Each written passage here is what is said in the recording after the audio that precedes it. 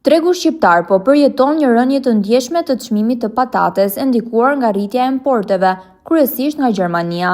Aktualisht në tregjet e Pakicës në Tiranë, patatja shitet me rreth 60 lekë për kilogram, nga mbi 100 lekë që ishte një vit më parë.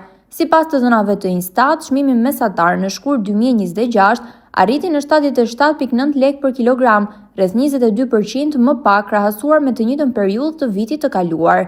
Ndikimi kryesor ka pasur rritja e importeve, të cilat në 2 muajt e parë të vitit u shtuan me mbi 65%, duke arritur në më shumë se 5 milion kilogram. Patatet e importuara hyn në treg me një çmim mesatar për rreth 50 lekë për kilogram, duke ushtruar presion të fortë mbi prodhuesit vendas, ndërsa konsumatorët përfitojnë nga çmimet më të ulta. Fermerët shqiptar po përballen me konkurrencë të fortë dhe kosto më të larta prodhimi.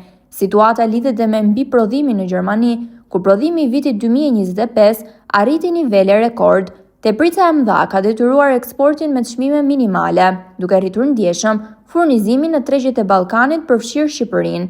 Ekspertët e bujqësisë paralajmërojnë se kjo situatë mund të ndikojë negativisht në prodhimin vendas nëse vijon gjatë. Fermerët kërkojnë më shumë mbështetje dhe politika subvencionuese për të përballuar konkurrencën. Nga ana tjetër, tregtarët shprehen se kërkesa për patate të importuara është rritur ndjeshëm, ndërkohë pritet që zhvillimet e muajve në vijim të përcaktojnë ecurinë e çmimeve në treg.